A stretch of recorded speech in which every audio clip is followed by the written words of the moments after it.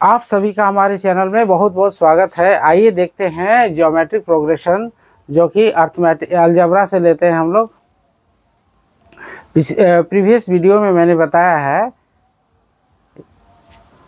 Arithmetic progression के बारे में। आज मैं बताने जा रहा हूँ ज्योमेट्रिक प्रोग्रेशन। तो ज्योमेट्रिक प्रोग्रेशन होता क्या है? ज्योमेट्रिक प्रोग्रेशन में दो कंसेक्यूटिव टर्म्स के बीच में कॉमन रेशियो सेम रहता है, कॉमन रेशियो जो है सेम रहता है। तो आइए देखते हैं उसका जनरल टर्म के बारे में। लेट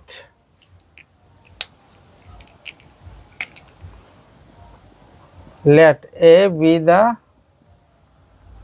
first term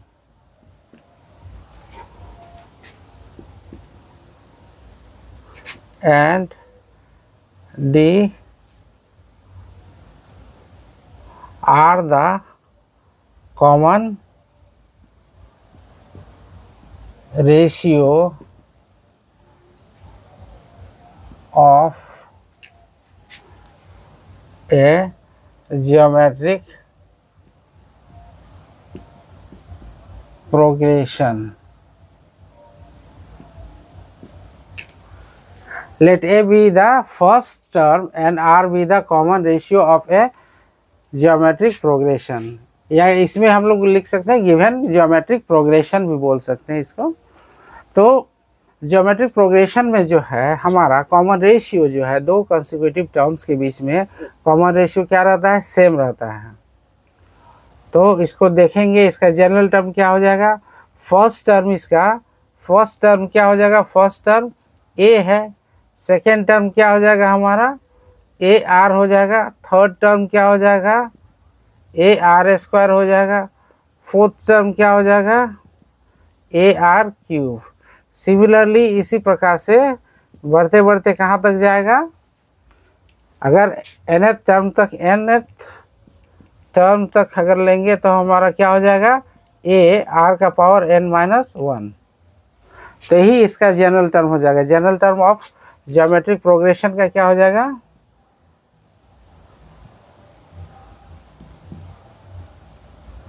ऑफ ए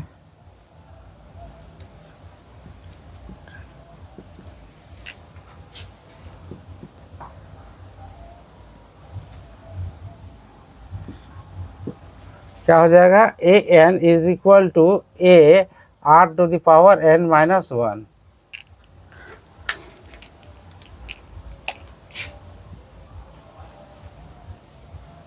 यही है ज्योमेट्रिक प्रोग्रेशन का general term. A n is equal to a into r raise to the power n-1, general term of geometric progression. इसी से रिलेटेड अब हम लोग सवालों को बनाएंगे एनसीईआरटी से। तो इसी प्रकार से हम लोग देख रहे हैं कि फर्स्ट टर्म में हम लोग का क्या है? ए है। सेकेंड टर्म हमारा ए आर हो गया। Third term A R square हो जाएगा। Fourth term A R cube. यहाँ फोर्थ लिखा हुआ है तो यहाँ 3 है। उसी प्रकार अगर यहाँ n रहेगा तो n-1, मतलब एक टर्म कम आएगा।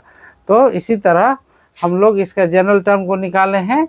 General term of a geometric progression is equal to a n is equal to क्या हो जाएगा? A into r raise to the power n-1। This is the general term of geometric progression. इसी से संबंधित सवालों को हम लोग बनाएंगे।